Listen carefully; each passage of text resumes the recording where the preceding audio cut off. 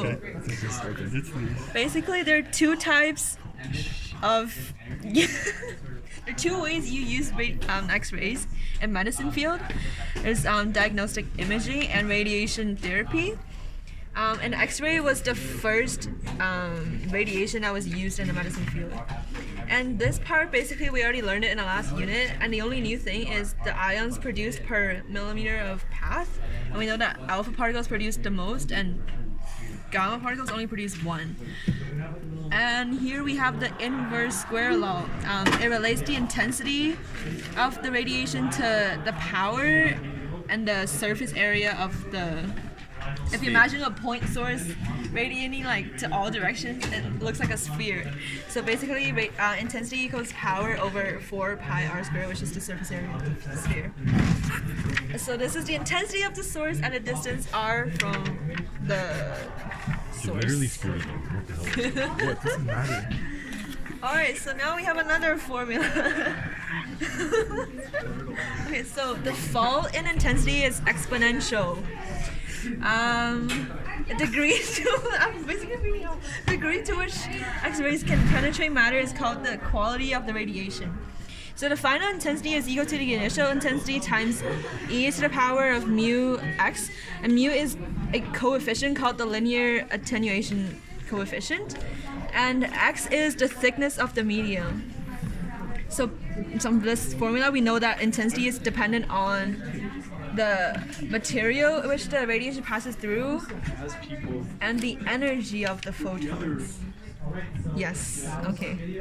So here's the graph because it's exponential. And half value thickness is the thickness of the material that results in the intensity to decrease to half of its original value. So here it explains that if your thickness is like the half value thickness, then your intensity is half of the original intensity. And if you substitute this in for I, and eventually you end up with this formula. Alrighty. Okay, so next we have X-rays. So there's two main methods by which X-rays are absorbed. So first of all, there's a photoelectric effect.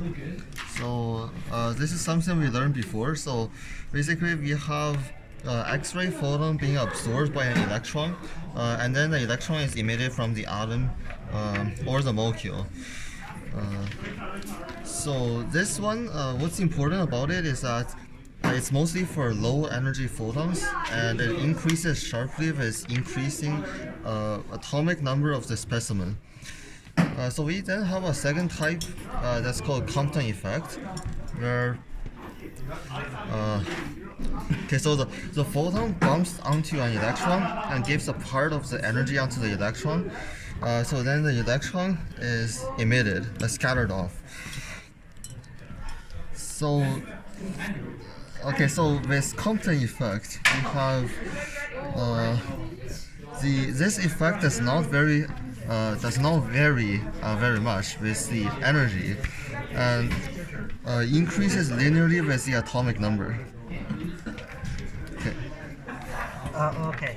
So next we got X-ray imaging, and the first slide is just a couple of like general facts, such as that X-rays were like the first radiation used in medical imaging, and also they use like a lot of kilovolts in order to take a regular X-ray picture. It's in kilovolts, so it's 15 to 30 kilovolts for a mammogram, and the mammogram is the breast region, while 50 and 150 kilovolts is for a chest X-ray, which is bigger than that region.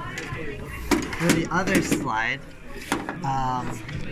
so as we already knew from EMR, the main mechanism for energy loss by X-rays is the photoelectric effect. And since the X-rays affecting the imaging is dependent on the atomic number. And yes, there is. It's okay. And since there's like a large difference between the atomic numbers of the bone, which has an atomic number of 14.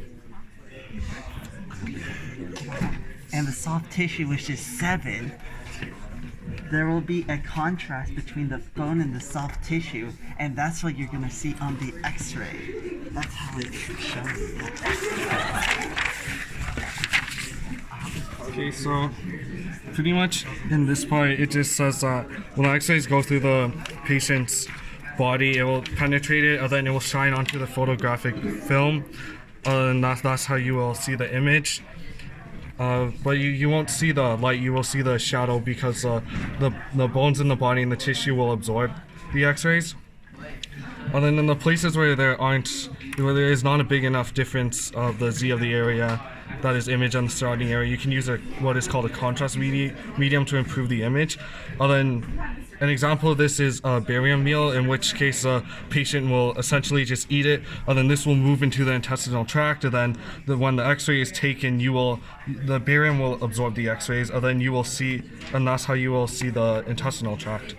And then on the next slide, so this is just how it talks about how the image is created on the film, which is when the x-ray on the film, the x-ray gets absorbed, and then the x-ray you see on the film is just a shadow of the high Z material in the body.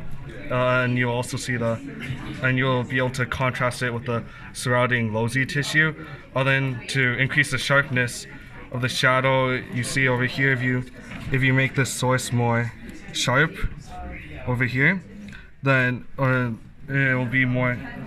If they make the x-rays more point-like, then you will be able to see the shadow of the source much more clearer, as you can see over here. Okay, so now these 2 slides are basically talking about it's talking about the clarity of the film. So basically, how we increase clarity is that it's about the intensity of the X-ray, and then as we know, X-ray is gonna go from a point source, and it's gonna disperse onto the film. So naturally, the greater the distance, the less intensity there will be. So therefore, the greater the distance, the less clear the image. So to get a more clear image, what we must do is we must decrease the distance between the source and the actual film, and which is shown here, as you can see. And the clarity of the image can also be increased if we take out the scattered rays from other angles coming in. So how we do that is on the next slide. So we use a grid of lead. So basically, when this is facing the direction of the X-rays, all the other scattered X-rays or the other sources of energy from the other sides will be scattered elsewhere, so it will not be absorbed by the film itself. And that is what we do to increase the clarity of the picture. Okay, so the final part is talking about how when there's the production of low energy X-rays, they can't really perform their job of creating an image, so we just remove them with a filtering technique. In addition, photographic film, which records the image of the X-ray, increases the exposure time required to capture that, and so we reduce it using things called intensifying screens. It's just a piece of plastic with fluorescent crystals and on the top and bottom, and then a double-sided photographic film in between. Then on the next slide, the X-rays have gone through the patient enter this screen and then transfer their energy to the crystals, which is then emitted as visible light that exposes the film. Another technique is called fluoroscopy, which creates real-time images that you can look at of your X-ray. But due to they are real-time, which is a good thing because you can see exactly what you want and where you want to see, but that advantage is outweighed by the unusually high doses of radiation a patient will receive. Are we done?